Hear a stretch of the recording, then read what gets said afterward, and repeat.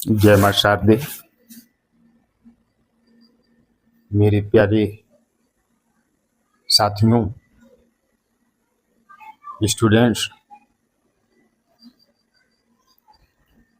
जब सीता स्वयंवर हो रहा था उस समय दशानन का भी वहां पर आगमन हुआ। दशानन ने जब सीता स्वयंवर में देखा देश देश के राजागण उपस्थित हैं, राजा जनक से दशानन ने प्रश्न किया कि राजा जनक, आपने हमें क्यों नहीं बुलाया?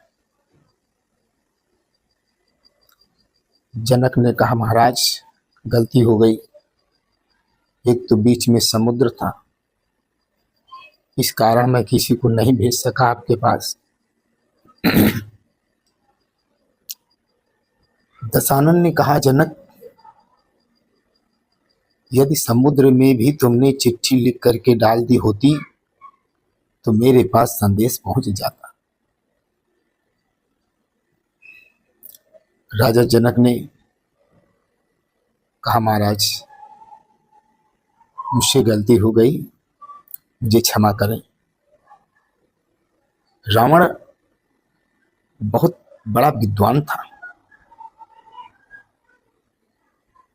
तीनों वेदों का ज्ञाता था, सर्वशक्तिमान था।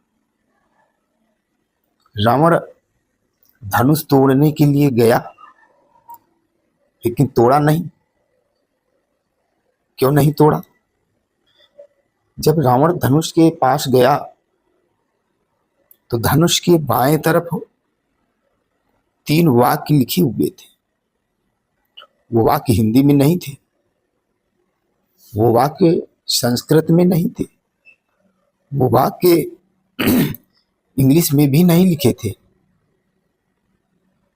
वो वाक्य ब्रह्म भाषा में थे, ब्रह्म वाक्य थे, जिसे केवल ब्रह्म ही समझ सकता था। या रावण, क्योंकि रावण बहुत बड़ा ज्ञानी था, ब्रह्म वाक्य जो लिखे हुए थे तीनों को समझ गया।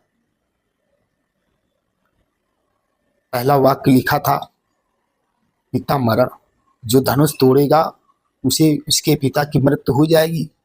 दूसरा वाक्य लिखा था, 14 वर्ष का वनवास। तीसरा शब्द था, नारी का हरण। जो धनुष तोड़ेगा, ये तीनों बातें, ये तीनों घटनाएं उसके साथ घटेंगी। रावण पीछे हट गया, धनुष को छुआ नहीं, समझ गया कि रे मेरे पिता की मृत्यु भी नहीं होना है और मेरे मस्तक में ये तीनों घटनाएं नहीं है, ये मेरे साथ तीनों घटनाएं नहीं घटित होनी है। रावण सभा के बीच में आया कि चलो पता लगाते हैं, देखते हैं ये तीनों घटनाएं किसके मस्तक पर लिखी हुई है। खोजता रहा, सभी राजाओं के पास से गुजरा, गुजरते हुए राम के पास पहुंचा। जैसे ही राम के पास पहुंचा, मस्तक को पढ़ लिया, मस्तक को पढ़ लिया, हाथ जोड़कर प्रणाम किया, कहा, धनुष आप ही तोड़ेंगे? धनुष की प्रत्यंचा चढ़ाने की किसी में शक्ति नहीं है, आप ही धनुष तोड़ेंगे, आपके मस्तक पर लिखा हुआ। राम समझ गए कि ये रावण है, क्योंकि रावण के अलावा ब्रह्म शब्दों को, ब्रह्म भाषा में लिखे हुए शब्दों को कोई समझ नहीं सकता था। राम समझ गए। रावण ने राम से कहा कि प्रभु, आप धनुष तोड़ेंगे और धनुष तोड़ने वाले के साथ 3 घटनाएं घटित होगी। पहली, पिता मरण, उसके पिता की मृत्यु हो जाएगी। दूसरी, उसे 14 वर्ष का वनवास मिलेगा। तीसरी, उसकी पत्नी का हरण होगा। हे राम तुम्हारे मस्तक पर पितामरण बनवास लिखा।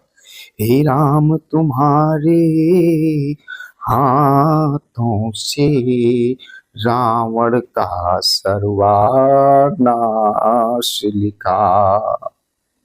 हे प्रभु, आपके मस्तक पर पिता हो मरण, 14 वर्ष का वनवास, पत्नी का हरण और मेरी राक्षस वंश का उद्धार प्रभु आपके हाथों होना है। इसलिए प्रभु आपकी पत्नी का हरण मैं ही करूंगा।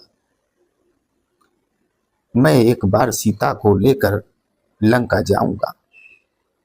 हे राम निमंत्रण देता हूं, सीधे गढ़लंक चले आना।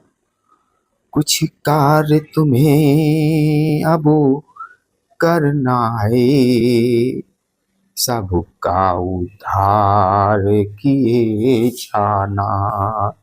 जय मां शारदे, मां शारदे आपका कल्याण करें।